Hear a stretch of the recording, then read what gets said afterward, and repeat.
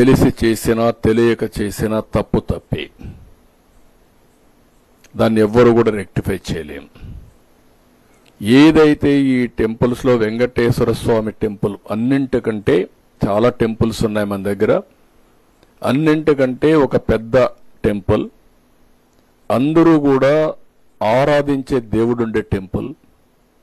దీని మీద ప్రత్యేక శ్రద్ధ పెట్టవలసిన సమయంలో గత పాలకుల నిర్లక్ష్యం వల్ల, నిర్లక్ష్యమే కాదు అధికార దుర్వినియోగం వల్ల అడుగడుగునా సెంటిమెంట్స్ దెబ్బతింటూ వచ్చాయి.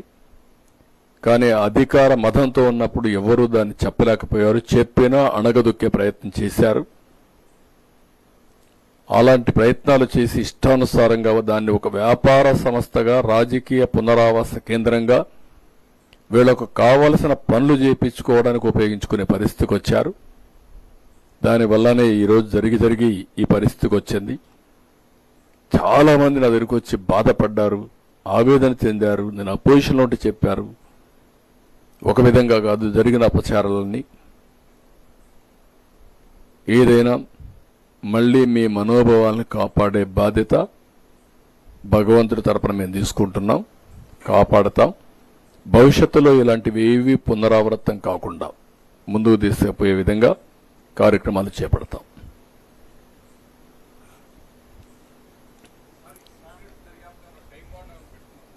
వర్కౌట్ చేస్తాం. అన్ని కూడా దాని టైం చూసుకొని టర్మ్స్ అండ్ కండిషన్లో విల్ పుట్ ఇట్.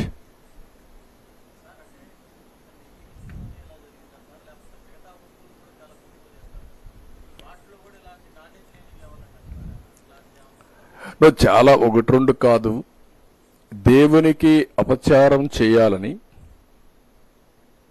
ఆ రోజు మీరు చూస్తే పింక్ డైమండ్ వెంకటేశ్వర స్వామి దగ్గర లేని డైమండ్ ఉందని ఈ బ్యాచ్ అంతా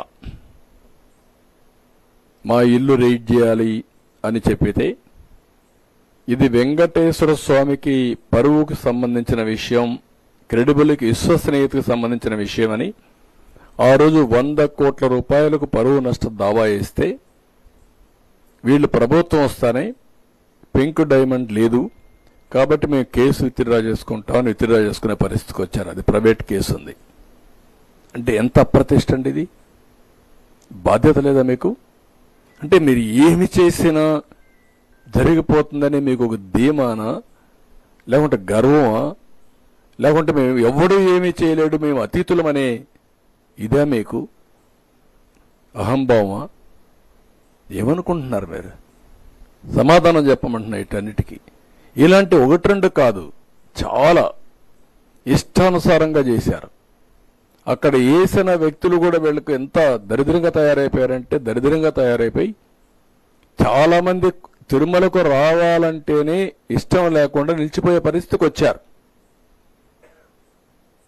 దేవుని మీద ఇష్టం ఉంది కానీ అక్కడ పోతే ఈ అపవిత్రం చూడలేము, భరించలేమని రావడం మానేసి ఇంట్లోనే దేవునికి పూజ చేసుకునే పరిస్థితికి వచ్చారు. అలాంటి పరిస్థితులు క్రియేట్ చేశారు.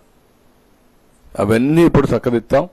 ఒక పద్ధతి ప్రకారం మేనేజ్మెంట్ ఉంటుంది. అన్ని కార్యక్రమాలు కూడా నిర్వహిస్తాం అదే పందాలు.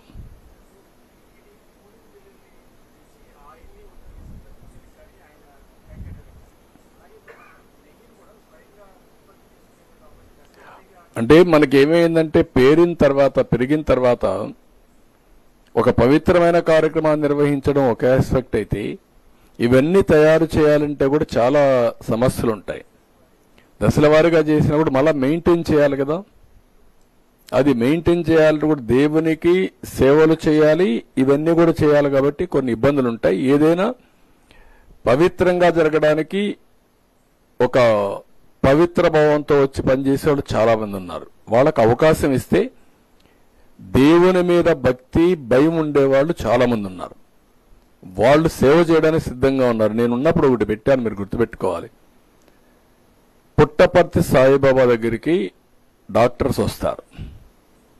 15 రోజులు, ఒక నెల హాస్పిటల్లో పనిచేసి ఆయన దర్శనం చేసుకొని వెళ్తారు. అదే మాదిరిగా వెంకటేశ్వర స్వామి దగ్గరికి వచ్చేవాళ్ళు తిరుపతిలో సిమ్స్లో పనిచేసి ఒక 15 డేస్ అక్కడి నుంచి దేవుని దర్శనం చేసుకుని పోతే ప్రజాసేవ దేవుని సేవ 2 అవుతాయని, మాధవ సేవ మానవ సేవ 2 అవుతాయని పెట్టాం.